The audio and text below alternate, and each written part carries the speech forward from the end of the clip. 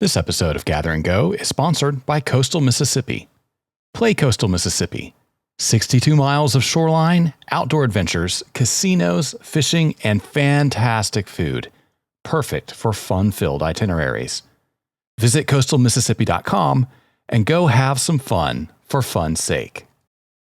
All right, everybody. My guest today is an American journalist based in France whose work has appeared in outlets such as The New York Times, The Guardian, the BBC, and The Washington Post. For the past 5 years, she has covered the tourism industry, winning recognition from the Society of American Travel Writers and the North American Travel Journalists Association.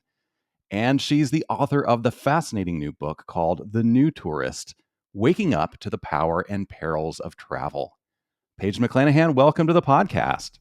Thank you so much for having me, Brian. I am so excited to have you. I picked up your book earlier this summer when it came out, and I think I was 2 or 3 chapters in when I reached out to you and said, would you please come on our podcast? So delighted to have you here today. We want to talk about the book, but before we get there, tell our audience how you found yourself, number one, as an American living abroad, and number two, as a journalist covering the travel industry. Well, thank you, Brian. And yeah, well, first of all, there's some long answers to those questions, but I'll give you the brief sort of rundown. So yeah, I'm American. I grew up in Chapel Hill, North Carolina, but I moved abroad in 2008 and have lived overseas ever since. And I first moved to Geneva, Switzerland, and I had a job there as an editor. I was writing news at a think tank in Geneva.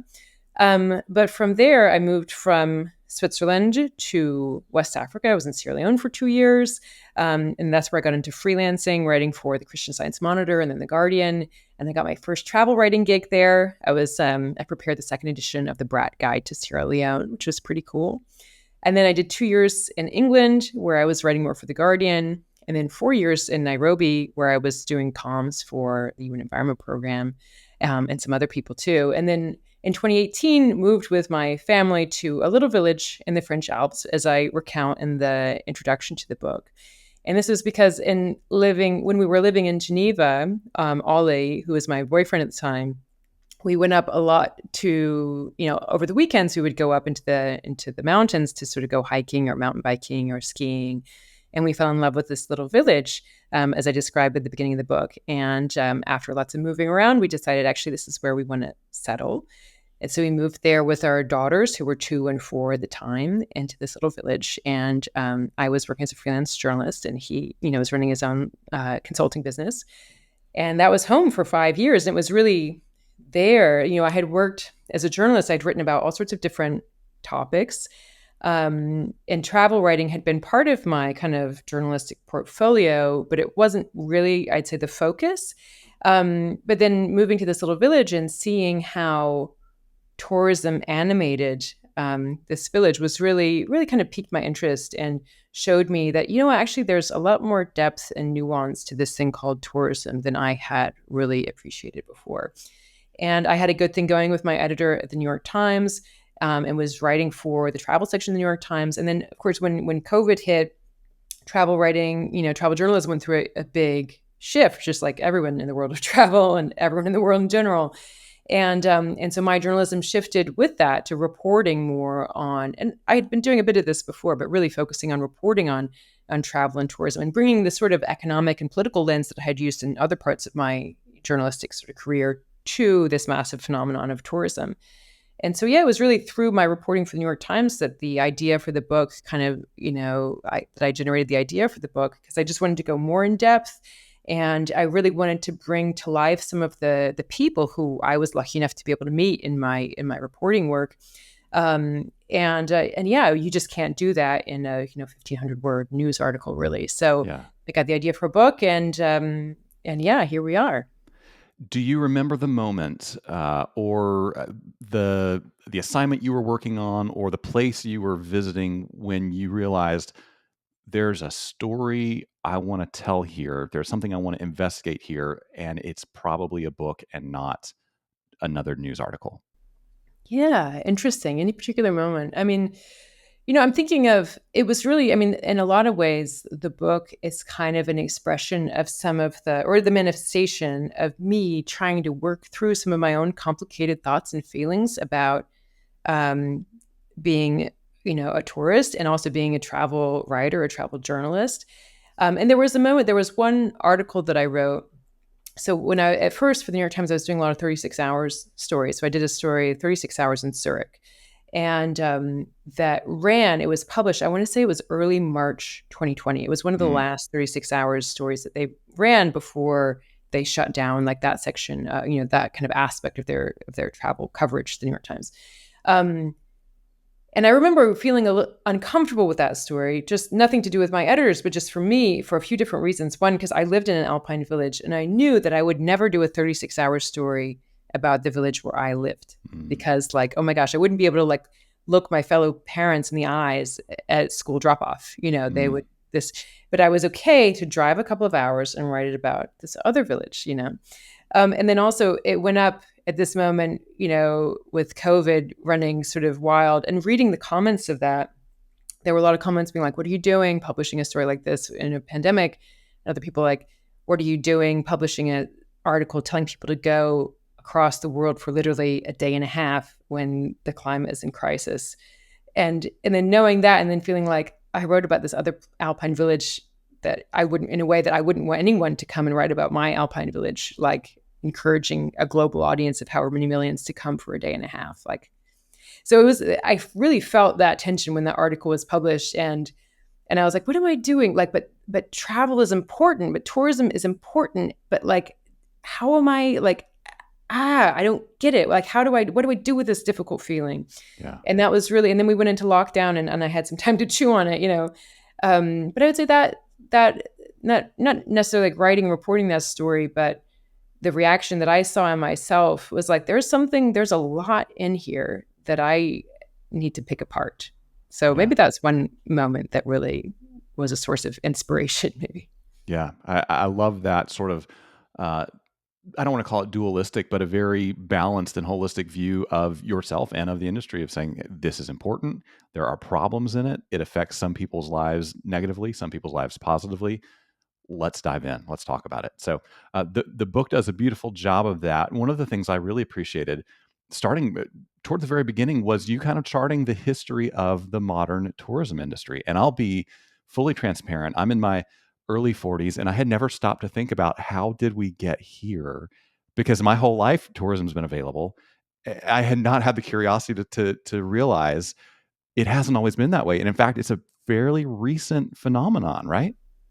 Yeah, I mean, well, first of all, we're the same age. I'm 42, and so yeah, we've experienced this in a similar way, maybe. But yeah, I mean, I think it's so easy to forget just how dramatic this change has been, over the space of a couple of generations. I mean, we've gone from, I think, in 1950. Oh gosh, the figures are like maybe 25 million, if I remember that off the top of my head, international tourist arrivals to 1.5 billion in 2024, which is what we're expecting to see. It's huge. And it's, when you think about the impacts on like the human race, like, oh my gosh, like we are encountering people from other backgrounds, other nationalities, other, cultures and languages and religions, in a way that we have never before experienced in humanity, right? Like this is really important. And so at the beginning of the book, I wanted to help the reader just sort of arrive at the present moment with me. And I thought, okay, how do I tell the story of the last, say, 50 years of, tourism? And I thought, okay, well, I need, as a writer, I think I need a main character or two, and I need a narrative arc, and I need a sort of a storyline for my reader to follow. And so I thought, what better way to do this than to kind of tell it through the eyes or through the experience of Tony and Maureen Wheeler, the co-founders of Lonely Planet. And as somebody, I was born in 1982 and traveling the late 90s, early 2000s. Of course, I had my like Lonely Planet, guidebook, and along with like Let's Go and rough guides and stuff. And I was fascinated by that history, and I thought somebody must have told the story of like the explosion of the travel guidebook and the rise of like backpacker travel. And I couldn't, find somebody who'd written it for a non-academic audience in a way that I thought was really as thorough as something that I wanted to read. So I thought, okay, well, maybe that's my story to tell at the beginning of the book. And it was so much fun doing the research, and I got to have cool conversations with all sorts of fun people. So I really enjoyed writing that chapter. Yeah, I love the read, and it made me realize how much of what I experience when I travel is sort of a not too distant descendant of what a couple of crazy 20 somethings figured out how to do with a half broke down van driving through Southeast Asia or whatever, right? I mean, they charted this idea of travel that has kind of become this ideal that so many of us chase, whether successfully or not. So it gave me a huge appreciation for where that attitude comes from. Another thing you did really well is kind of paint a picture of what the life cycle of a tourism destination looks like, or some of the stages a destination goes through from being purely undiscovered all the way to maybe, but hopefully not, completely overrun by tourism. Give us a brief version of what that looks like for a lot of destinations.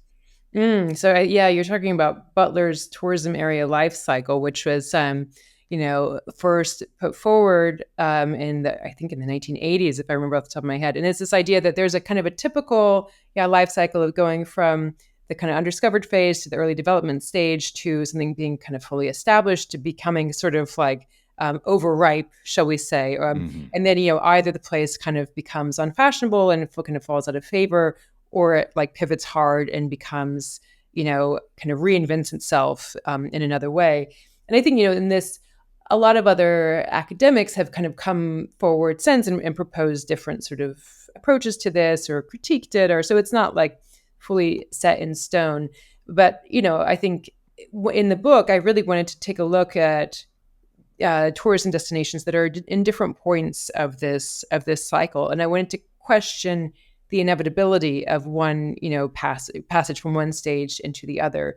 And is it inevitable that once you hit a sort of certain level of maturity, that things are going to turn, that things are going to kind of turn bad, as it were? And I think it's kind of implicit in this model that this is, if tourism continues and continues to grow, then at some point it is going to turn bad. And I don't think that's necessarily the case. And I think that local governments, especially, have a huge amount of, power over whether tourism continues to develop in a way that is in line with, a sustainable quality of life of its residents, or not. And but I thought it was I was kind of worried in writing out that section, like, am I going to get too policy wonky for my reader here? I want to give them like a little lecture on tourism management. But I thought it was a helpful framework for thinking about, putting all of this into perspective. So I wanted to make sure to include that too. Yeah. Yeah, absolutely. You give a couple of examples of different cities in the world that are at different points on that life cycle, and maybe locals having very different points of view about what tourism means to them. So I think of the section on Liverpool where you're talking to locals who are saying we love this, and then sections maybe on some of the more popular destinations in Europe where people are kind of rolling their eyes. And of course, we saw the protests this summer and stuff. So dive into that a little bit. What does a success story in 2024 look like in Liverpool or another city you covered? And then what are some of the real struggles, maybe even if they're not the water guns squirting at tourists that are grabbing headlines? What give us the good and the bad you're seeing? Yeah, for sure. I mean, and just thank you for that question, because I think it's really important to talk about the good and the bad examples. And of course, as a journalist, I appreciate that, a protester squirting water gun at a tourist makes a good headline, and that's going to be news, right? And that, especially if there are TV crews there or people with their phones out capturing this, that's going to be a news story. Liverpool as a successful tourism destination where this is sort of reviving the economy, that's not going to make a headline, really, or it might, but like it's not very clickable. It's not going to be at the top of the page, So it's important, I think, to keep in mind that there are so many good news stories about tourism that are not making the headlines. And this is one of the reasons why I wanted to write the book, really. But yeah, Liverpool, I mean, it was this, had it in its heyday, it was in the 19th century as like this big sort of port city and, for the British Empire. And but then the port started to decline and the city declined with it. And by the 1980s, it was, in the early 90s, it was one of the poorest urban areas in Europe. In the 1980s, there were riots. It was known as Smack City because it had a huge heroin problem. But local authorities really turned to tourism very explicitly to try to revive the city's economy. And they built the Tate Liverpool Museum, which opened in 1988, right on the city's waterfront. And then, invested in renovating the city's sort of harbor and the kind of the made a big pedestrianized urban shopping zone. And they got the European Capital of Culture, and they got listed on the UNESCO World Heritage List.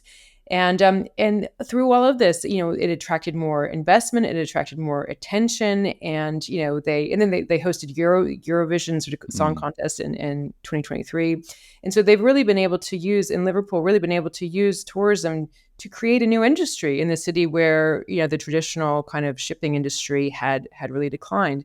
And they were able to use that to generate income, generate jobs for the residents in a way that, from my perspective, and from the people I spoke to, everyone seemed really excited about and really, more than happy with. They were thrilled with this and the fact that tourism had given this city a new lease on life, really. But then you could say is Liverpool, just kind of Liverpool maybe will be 30 or 40 years from now, will be the same headlines we're seeing in Barcelona we'll be seeing in Liverpool, right? Is that possible? Absolutely. Is that a given? Absolutely not. So I think, interesting to capture Liverpool at that moment and see the positive impacts there. But one example of a place where I saw more negative resident sentiment toward tourism was Hawaii. And this is a place where, tourism disappeared completely during the pandemic. And from what I was hearing when I was there and from what the surveys were showing is that a lot of Hawaiians, instead of kind of missing the tourists and all the revenue that they were bringing, that they were bringing, was that actually during the pandemic, Hawaiians, a lot of people who were resident in Hawaii, realized just how much they had been giving up to tourists for so long, and that actually they didn't want to return to the old way of doing things. But at the same time, there are really deep interests. People. There are people with a lot of economic interest in maintaining tourism, keeping tourist numbers high in Hawaii. And so I thought it's a really interesting tension, and I don't have the answers as a travel journalist who's visiting and doing my best to learn from people. But what can I do for my reader? Let me introduce my reader to some really important voices that I hear in this space and some voices that they might not encounter otherwise. So Kuike, this man who I was privileged enough to spend time with, who is very anti-tourism, John DeFries, a native Hawaiian who is the head, or who was at the time the head of the Hawaii Tourism Authority, and then Cindy Punahaole, who is another native Hawaiian voice that I include in the story, who I write about in the epilogue, who is really working, on the front line, shall we say, of tourism and finding a way to constructively harness the power of tourism in service of her community and the natural landscape in Hawaii. So, but yeah, it's Hawaii is it's a long and complicated history of tourism in Hawaii, but a place where I think residents are increasingly getting involved in how tourism is being managed. And so I think it's an important story there too. Yeah, absolutely. It struck me reading the book that I was certainly seeing some perspectives I agreed with and some I disagreed with. I think anybody who reads is going to see something they don't totally agree with, but it's definitely going to give them some things to think about. So I really appreciated that. I also appreciated you're pretty clear-eyed about who we are as travelers today. I think of the long-running, meme, for lack of a better word, of people saying, "Oh, I'm not a tourist. I'm a traveler." And I understand that sentiment. You kind of deal with that and kind of say, "Hey, look, guys, come on. Let's be honest. We're all a little bit of both, right?" Give us some of your thinking behind that. Yeah, I mean, and just to say, I totally, I've been there. I'm somebody who likes to think of myself as, I travel for kind of high-minded reasons, and I want to go and have real experiences and not do kind of cheap tourist stuff. So I totally empathize with kind of not wanting to associate oneself with the word tourist. However, I think, and in doing the research for this book, I just really appreciated the profound power of tourism, and I thought, if all of us think of tourism as something that other people do, or as tourists as other people and not as me, then we kind of take away a lot of our power. Hmm. This stigma that I would love for the book, or to help shake loose some of the stigma around the word tourist or tourism, mainly because I don't think it's really helpful. Hmm. I think if we sort of own our identity as tourists, then we can sort of give ourselves back the power to actually transform this massive thing that we're all part of. And we don't see the headlines about like, oh, mass tourism causing problems, and think, oh, well, that's other people who are doing that. That's not me. It's like, okay, yeah, I mean, maybe you didn't go to the city that's being mentioned in that headline, but you're a tourist too. Like this is something that you're implicated in. And so I think it's a remembering that we're tourists is just an important sort of step that we can take to owning all of the good and all of the bad that comes with tourism. And I hope it might serve as an inspiration for all of us to do our best to raise our expectations for what tourism is and what tourism can bring to the world. Yeah, and that's sort of your vision of what the new tourist can be. So, can you kind of give us that in a nutshell? If you could shape the traveler of, let's say, 2030, what is that person doing? What are their motivations behind travel, and how are they different than, maybe what you and I have experienced for the last 20 years of our adult lives? Well, yeah, I mean, and just to say, so I think, like the kind of spectrum between what I call in the book an old tourist and a new tourist, it's like a sliding scale, and we're all somewhere in the middle, and we all kind of slide up and down depending Hmm. on the day or the week of the month or whatever. So I see it as a kind of a progression that we can all continually strive toward. But yeah, I see like on one end, the old tourist, this is someone who I think of as a pure consumer who is coming to tick a box. They're traveling to like, get the shot for Instagram, to be able to brag to their friends, to just, they're not traveling for reasons that are really kind of coming from somewhere deep inside them, shall we say. It's more Hmm. kind of ego based. And they see the place is there to serve them. Like they have their money, like I'm here to get my money's worth. I'm a consumer here to consume. And the product is the destination and the people who live in it who are here to give me what I'm coming to buy. So this is kind of the old, either what I call the old tourist sort of approach. Whereas the new tourist is somebody who travels with a huge amount of humility and curiosity, who does not think that they are better than the people or the place that they're coming to visit, who realizes deep down that this place that they're visiting owes them nothing, right? That they are a guest in, other people's homes Hmm. when they travel, and their duty is to travel with humility and curiosity, and with a view to making real human connections with the people in the place they're visiting. And the new tourist is also somebody who really takes the time to educate themselves before they visit a place, so they can understand the challenges that the place is experiencing, whether with tourism or otherwise. But then they can use that information to inform their decision making, so that during their visit they can make sure to make decisions that will minimize any negative impact of their visit and maximize the positive impact of their time in the place, whether that's through how they're spending their money, or kind of social cultural connections that they're making with locals. The new tourist is somebody who really appreciates the power of tourism and kind of steps into that with a really optimistic and constructive mindset. Yeah, absolutely.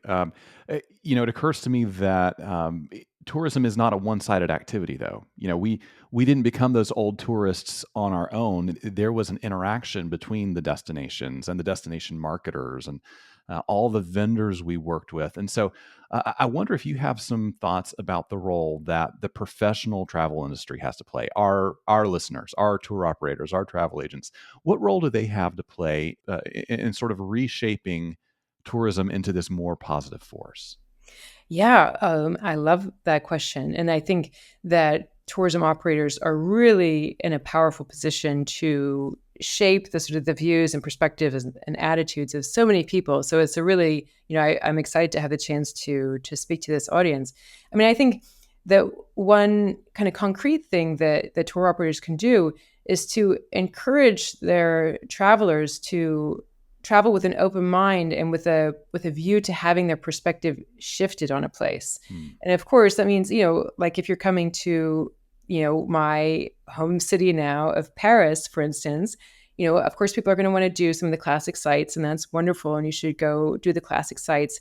and go, like, I would say, encourage your visitors to go do things that might challenge them, that might put them outside of their comfort zones, or that might challenge at least their expectations of what Paris is and what one does in, the French capital.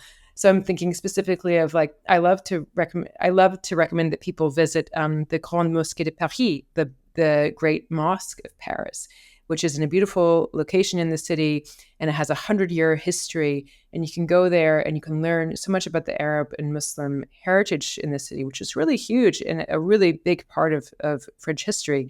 You can go on a walking tour with Paris Noir, like a walking tour that offers, history lessons on the Black, influence in history here in Paris.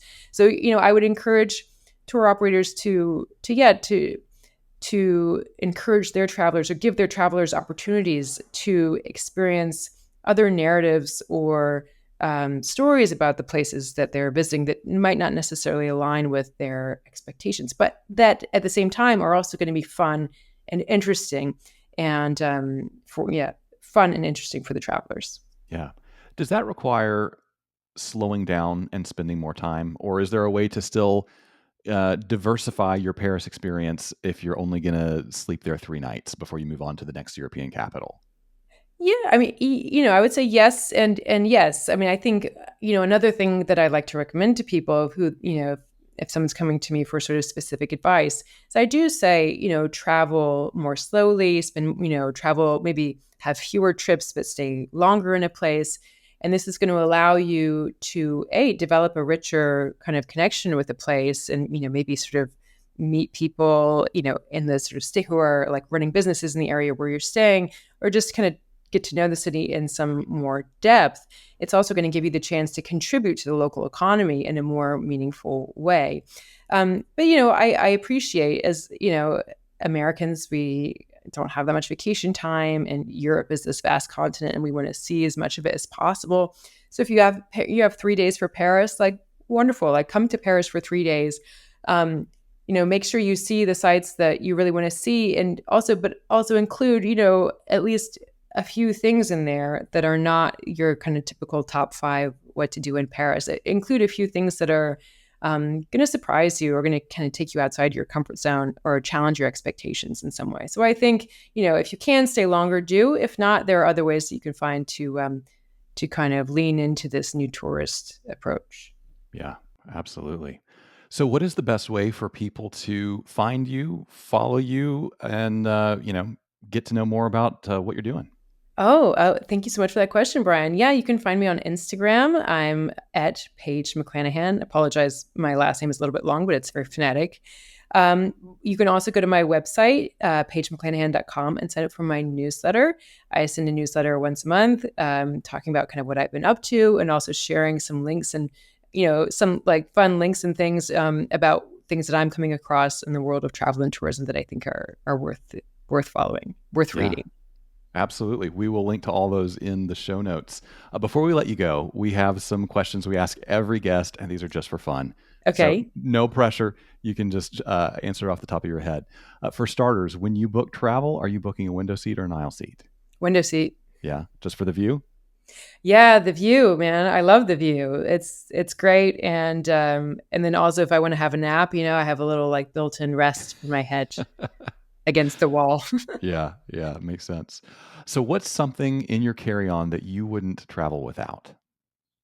Oh my gosh. Oh my gosh. Something in my carry-on that I wouldn't travel without. I mean, I gotta say, my headphones. Hmm. I love podcasts. I love music. I love audiobooks. I'm a total audiobook nerd. I was so thrilled to have the chance to record the narration for this audiobook. Oh yeah. That was super cool. So yeah, I'm always listening to something, and that's how I consume most, like the majority of the books I've read, I'm just saying in air quotes, over the last 5 years have been audiobooks. I really love audiobooks. So Yeah. headphones. Yeah. Yeah, makes sense. If you had a free airline pass, or we can say train pass, or uh, steamer ship pass, whatever kind of transportation you'd like, if you had a free pass and a week with nothing else to do, where would you head next? Oh man, I gotta say, I would head to San Francisco. It's a beautiful city, but also my dearest friend from childhood lives in San Francisco, and some other dear friends. And a cousin who I'm close to and his family. So San Francisco, beautiful, fascinating city, so much to do, and so many people I miss really dearly live in San Francisco. So out here to San Francisco, yeah. Oh, that's sweet. So last question, what's something you have seen or done on the road that you wish you could go back and do again with somebody you love? Oh, wow. Oh, wow. I would have to say Kerala, India, which is on the southern coast of India. And it's this beautiful, kind of tropical environment with beautiful sort of white sand beaches and lagoons. And I was there for the book. I write about how, village tourism is happening in a really responsible and constructive way in Kerala. And the whole time I was there, I kept thinking, oh my gosh, my mom, both of my parents, but really my mom would just love this. And the interaction with people who are living in the village, and that this is being, it's being done in a way that where the villagers have really, they've shaped the terms and conditions. That you're visiting and you're contributing to their incomes, and it's just a really wonderful. It was just a really wonderful experience, and I thought, oh my God, my mom would just love it here. So I would love to go back to Kerala with my parents. Oh, beautiful. Hope you can make that happen someday. The book is The New Tourist: Waking Up to the Power and Perils of Travel. Paige McClanahan, thanks for joining us. Thank you so much, Brian. It was fun. Hey, thanks so much for joining us for this interview. I want to let you know that conversations like this are just part of what you will hear if you tune into a full episode of the Gather and Go podcast. When you listen, you'll get travel news you may not hear anywhere else, along with some really helpful road tips, some smart analysis, and maybe even a hot take from me about issues that are impacting travel right now. Now, you can hear this full episode along with many others by searching for Gather and Go in your favorite podcast player, or you can click on the link right below this video or one of the videos right here to my side. Thanks for watching. We'll see you again soon.